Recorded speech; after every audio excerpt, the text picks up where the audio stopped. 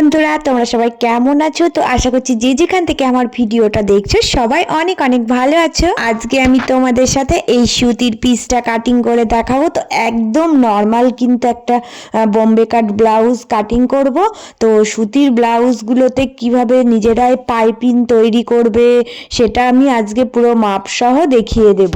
সুতির এই ছাপা ব্লাউজগুলোতে কিন্তু নিজে থেকেই পাইপিং তৈরি করে কিন্তু ডিজাইন তৈরি করা যায়। তো এটাই আজকে আমি তোমাদেরকে দেখাবো যে কতটা সুন্দর লাগে। এইভাবে যদি পাইপিং তৈরি করে তোমরা ডিজাইনগুলো তৈরি করো তাহলে কিন্তু ব্লাউজটা দেখতে খুব সুন্দর লাগে। তো আজকে আমি তোমাদের পুরোটা দেখিয়ে দেব, তোমরাও এইভাবে কিন্তু পাইপিং তৈরি করে বানিয়ে নিতে পারবে।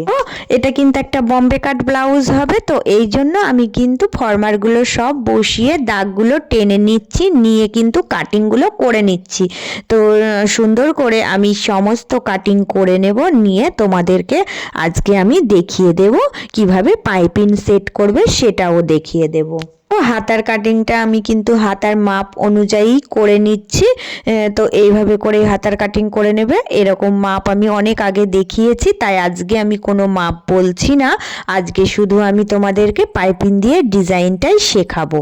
বন্ধুরা দেখো, এবার পিঠের কাটিংটা আগে দেখিয়ে দিচ্ছি, দেওয়ার পরে পিঠে কিভাবে পাইপিং সেট করবে সেগুলো দেখাচ্ছি। তো নর্মালি যেরকম রাউন্ড পিঠ হয় সেম ওই রকম রাউন্ড পিঠই আমি কিন্তু মাপ করে কেটে নেব। মাপ আমি অনেক আগে অনেক ভিডিওতে বলে দিয়েছি, সমস্যা হলে দেখে নিতে পারো। তো এখানে আর আমি কিছু বলছি না, আমি আমার মাপ অনুযায়ী কেটে নিচ্ছি।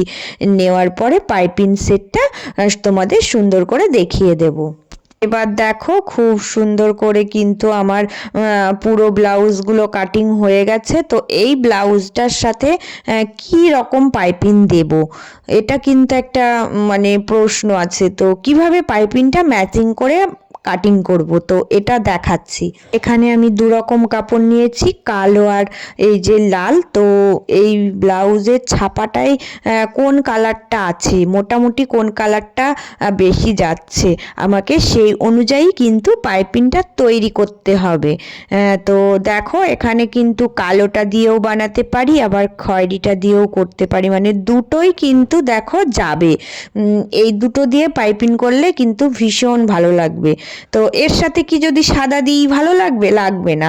যে কালারের ছাপাগুলো আছে মোটামুটি ফুটছে, তোমাকে সেই কালার দিয়েই কিন্তু পাইপিংগুলো ফোটাতে হবে। থেকে আমি এই কালো কাপড়টা নিয়েছি, তো এটা দিয়েই ভাবলাম পাইপিংটা তৈরি করব। তো এই পাইপিংটা তৈরি করে তোমাদেরকে আজকে আমি সেট করাটা দেখাচ্ছি। দেখো সুন্দর করে কিন্তু আমি পাইপিংগুলো কাটবো। তো কিভাবে কাটবো? পাইপিং সব সময় কিন্তু বাঁকা করে কাটবে। তো 1 ইঞ্চি মাপ করে রাখলেই হয়ে যাবে। তো আমি এরকম করে দেখো বাঁকা করে আগে পাইপিং এটা থেকে কেটে নিয়েছিলাম। তো আমার বাঁকা লাইন কাটাই আছে। এখান থেকে আমি সুন্দর করে 1 ইঞ্চি মাপ করে পুরোটা দাগ টেনে নেব। তো এইভাবে করে পুরোটা আগে দাগ টেনে নিলে কিন্তু সুবিধা হবে। এরপর দেখো এই দাগ বরাবর সমান মাপ করে কেটে দেব। বাহ, তাহলে কিন্তু হয়ে যাবে আমার পাইপিং তৈরি। আর কিচ্ছু না, পাইপিং সব সময় কোনাকুনি ভাঁজ দিয়ে বাঁকা করে কাটবে, না হলে কিন্তু পাইপিং সেট করতে পারবে না। সেট করে দেখাচ্ছি। দেখো পাইপিংটা আমি এই যে পিঠের ওপরে সোজা পিঠে আগে দিয়ে দেব। এই টেকনিকটা কিন্তু সহজ টেকনিক, এই টেকনিকে যে কেউ পারবে। তো এর ওপর দিয়ে আগে সোজা চাপ সেলাই দিয়ে একটা সেটিং করে নেব, তাহলে কিন্তু সুন্দরভাবে পাইপিং কিভাবে সেট হবে দেখে নাও।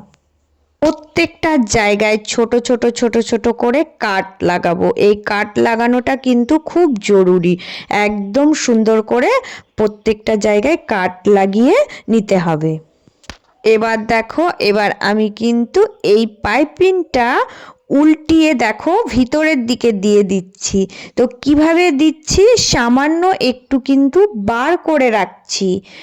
এইভাবে বার করে রেখে এবার আমি নখ দিয়ে সুন্দর করে হাতের সাহায্যে আগে সেট আপ করবো।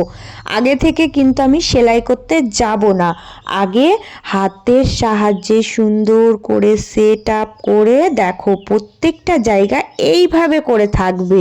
এই সুন্দর করে করে কিন্তু একটু হালকা করে দেখো বার করে রাখবো, দিয়ে সেট আপ করবো, তাহলে কিন্তু সুন্দরভাবে পাইপিং সেট আপ করতে পারবে। দেখো এর ওপর দিয়ে চাপ সেলাই দেব সুন্দর করে একটা, কিন্তু এবার চাপ সেলাই দিয়ে পাইপিংটাকে আমি সেটিং করে নেব। তো এইভাবে রাউন্ডে চাপ সেলাইটা দিয়ে সেলাই করে নিলেই কিন্তু পাইপিংটা সেট হয়ে গেল। তো এবার দেখো এটা কিন্তু আমি উল্টিয়ে নেব, নিয়ে কি করব, এই যে এই কাপড়ের যে টুকরোটা আছে এটা দুমড়িয়ে সেলাই করে দেব, তাহলে কিন্তু এটা সুন্দরভাবে সেট আপ হয়ে যাবে, ভিতরের দিকটাও খুব সুন্দর লাগে। তো দেখো উপরে এখান থেকে সেলাইটা দিয়ে পুরো রাউন্ডে একটা সেলাই দিয়ে নেব, তাহলে এই ভিতরের দিকটাও সুন্দরভাবে সেট আপ হয়ে যাবে, উপরেরটাও সুন্দরভাবে সেট আপ হয়ে যাবে। তো এইভাবে পাইপিং তৈরি করবে, তাহলে কিন্তু সহজভাবে পাইপিং তৈরি করতে পারবে। কেনা পাইপিংয়ের থেকে এগুলোও বেশি ভালো লাগে, কেনাগুলোও সুন্দর লাগে। তো এগুলো কিন্তু তোমরা কালার ম্যাচিং করে নিজেরাই বানিয়ে নিতে পারবে। অনেক নিয়ম আছে, আমি তোমাদের আজকে এই নিয়মটাও দেখিয়ে দিলাম। হাতের দিকটাতেও আমি পাইপিং দেব। তো হাতের দিকটাতে পাইপিং কিভাবে দেব, সোজা করে কাটবো। হাতের দিকে পাইপিং শুধুমাত্র সোজা কাটলেই হয়ে যাবে, বাঁকা কাটার দরকার নেই। তো কেটে আমি আগেই নিয়েছি, ওপরের দিকে কিন্তু আমি সেট আপ করে নিচ্ছি। দেখো উপরের দিকটা দিয়ে আগে সেলাই দিচ্ছি সেম ভাবে।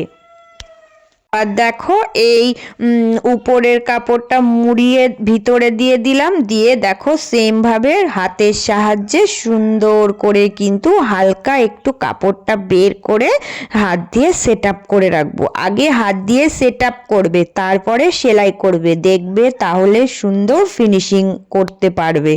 দেখো সুন্দরভাবে কিন্তু আমি ওপর দিক দিয়ে সেলাই দিয়ে দেব। তো সেলাই দিলেই কিন্তু পাইপিংটা সেট হয়ে গেল। তো একই প্রসেসে করে নেবে, যেরকম করে পিঠে করে দিয়ে দেখালাম সেরকম করে এটাও করতে হবে। উল্টিয়ে একটা সেলাই দিলেই কিন্তু সেট হয়ে গেল, তাহলে সুন্দর করে কিন্তু এইভাবে ব্লাউজটা সেটিং হয়ে গেল। দেখো কত সুন্দর পাইপিং সেটিং করে ব্লাউজ বানানো যায়, তোমাদের আজকে আমি দেখিয়ে দিলাম। পাইপিং সেট করার পর দেখো ব্লাউজ কত সুন্দর ফিনিশিং এসেছে, দেখতে কতটা সুন্দর লাগে। নর্মাল ব্লাউজগুলো কিন্তু এইভাবে যদি পাইপিং দিয়ে বানানো যায় তাহলে কিন্তু অনেক সুন্দর লাগে। তো আজকে আমি তোমাদের সাথে এটা শেয়ার করলাম। আর পুরো ব্লাউজের লুকটা ঠিক এরকম এসেছে, তোমরা দেখো কেমন হয়েছে একটু জানাবে সবাই কমেন্ট করে। যারা পুরনো বন্ধু হয়ে আমার পাশে আছো, আমার ভিডিও প্রত্যেক দিন দেখো, তাদেরকে অনেক অনেক ভালোবাসা। আর যারা নতুন বন্ধু প্লিজ চ্যানেলটা সাবস্ক্রাইব করে নিয়ে পাশে থেকো। আমি তোমাদের এরকম নিত্য নতুন অনেক টিপস শেয়ার করব, যেগুলো তোমাদের অনেক কাজে আসবে। তো সবাই কিন্তু অনেক অনেক ভালো থেকো, সুস্থ থেকো।